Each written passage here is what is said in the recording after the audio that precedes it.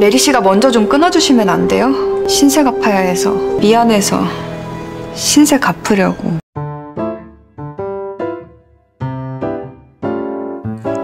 Mary lantas berkata jika secara hukum dirinya adalah seorang janda. Dan lagi pula, keluarga Woju pasti tidak akan menyukainya. Woju berkata jika Mary memacari dirinya, bukan keluarganya. Jadi kemudian Woju lantas bertanya, apakah Mary tidak suka jika dirinya menyukai Mary? Dengan terbata-bata, Mary menjelaskan dirinya realistis. Jika berkencan, otomatis harus menikah. Jika menikah, paling tidak dia harus tahu Woju pria seperti apa. Apakah dia suka menabung atau ia punya deposit, dan apakah ia punya rumah. Meski terdengar Mary sangat berlebihan, tapi menurut Woju, dirinya tidak semiskin itu. Lagi pula, ia tidak mengajak Mary menikah sekarang juga. Pernyataan cintanya pun seharusnya tidak dinyatakan hari ini. Jadi lebih baik Mary melupakan saja pernyataan cintanya hari ini. 어떤 일, 없던 걸로 합시다. 이런 걸로 합시다. 거절하는 게 화났어요? Sementara itu, nenek Woju, direktur Gopilnyeon, akhirnya mengetahui adanya penggelapan dana di J Consulting. Ia diam-diam memerintahkan sekretarisnya untuk menyelidiki. Kim Joo-hee lantas menghubungi seseorang untuk mengetahui perihal J Consulting. Sayangnya, orang itu rupanya bekerja sama dengan Jang Han-gu. Sebenarnya, penipuan yang dilakukan Jang Han-gu tidak di situ saja.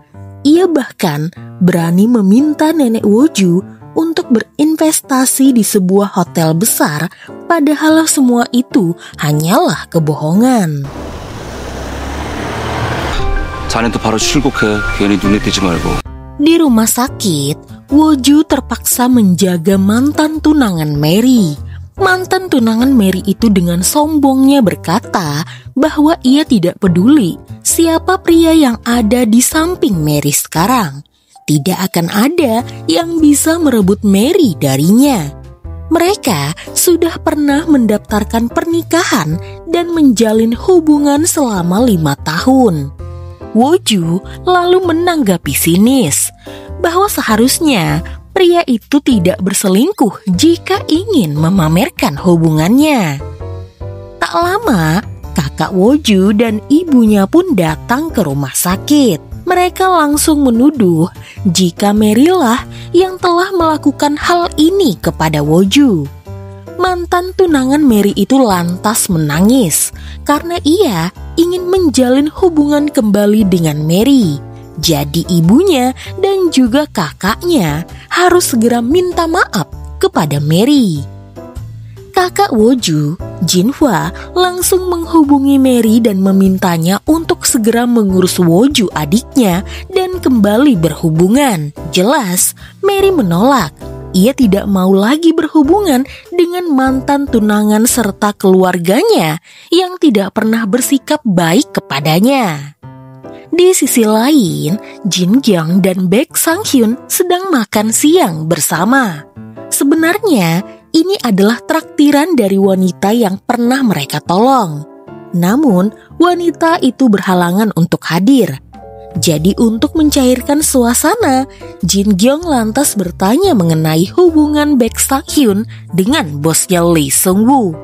Ia sering melihat Baek Sang Hyun selalu menuruti keinginan bosnya itu.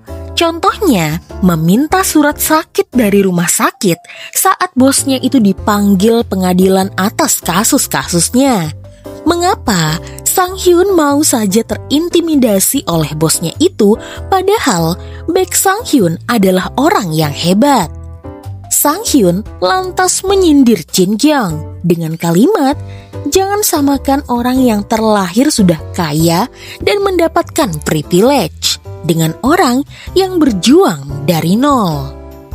Hari itu, Woju menjemput Mary pulang bekerja dengan mobil barunya. Ia ingin membuktikan kepada Mary jika dirinya tidak semiskin dan hanya numpang hidup dengan neneknya saja.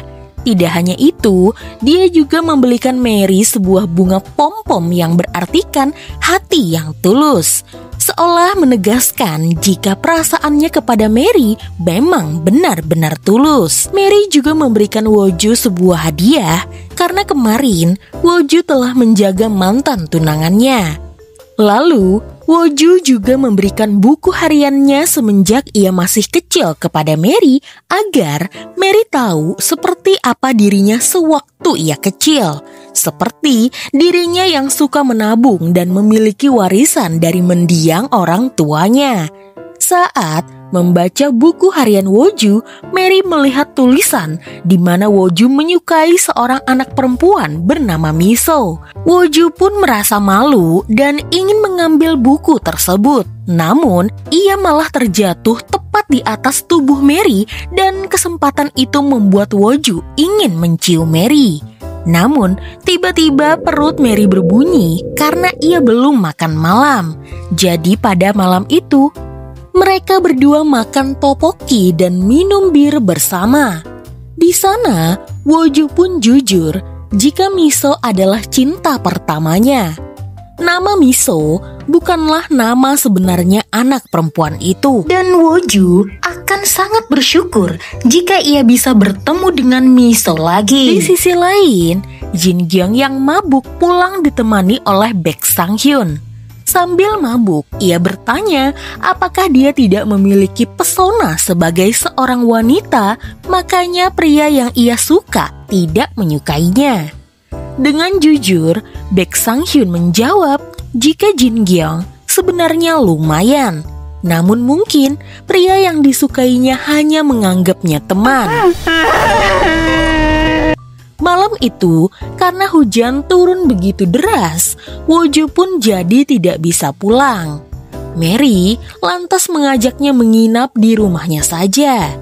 Di sana, Woju kemudian tidur di ruang tamu. Karena malam itu petir semakin menyambar, Mary dan Woju jadi tidak bisa tidur. Woju lantas mengirim pesan kepada Mary dan mengajak Mary untuk mendengarkan sebuah lagu. Agar malam itu mereka berdua bisa tidur nyenyak di antara perasaan yang semakin bergejolak. Pagi harinya, Woju mengajak Mary untuk memakai baju couple dan sarapan di restoran di dalam komplek perumahan tersebut karena biasanya Baek Sang Hyun juga sarapan di sana, sekaligus memamerkan kemesraan mereka berdua sebagai pasangan suami istri palsu.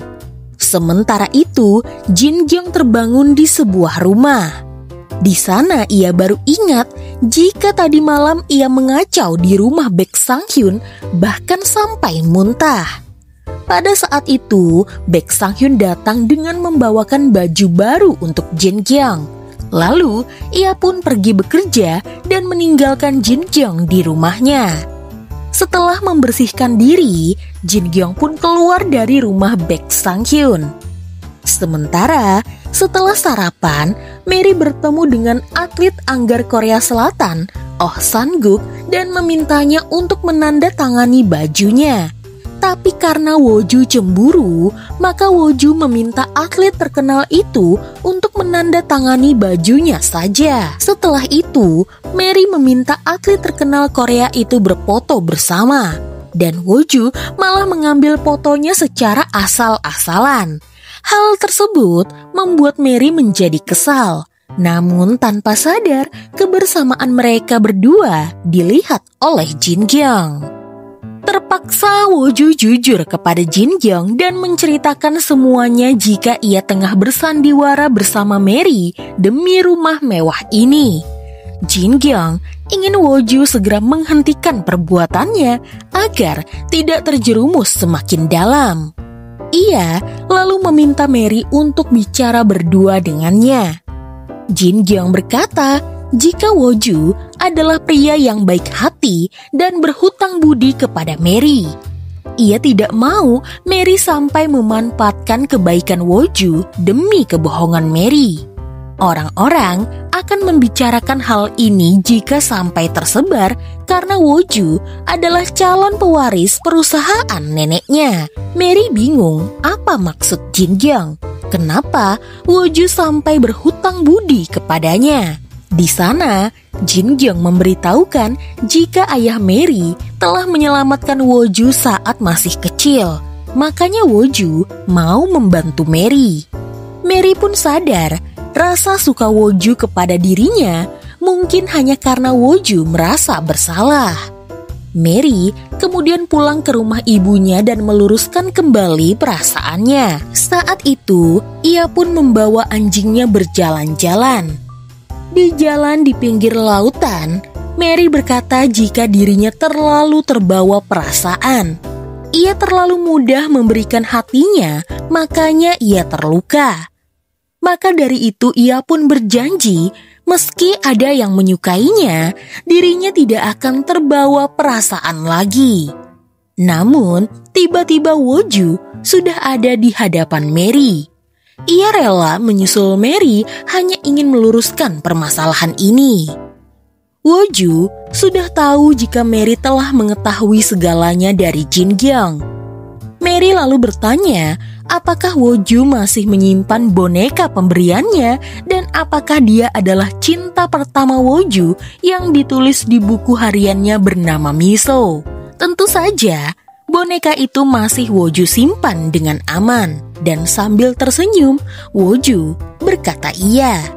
Mary lantas menjelaskan jika dirinya tidak apa-apa. Ia tidak menyalahkan keluarga Woju atas kematian ayahnya. Jadi, Woju tidak perlu merasa bersalah dan Woju bisa berhenti membantunya. Woju kemudian berkata jika ia membantu Mary karena memang ia menyukai Mary, bukan karena ia merasa bersalah. Ia akan tetap berada di sisi Mary apapun yang Mary lakukan. Lalu, Woju kemudian mendekati Mary dan menciumnya, menegaskan bahwa dirinya memang benar-benar serius kepada Mary.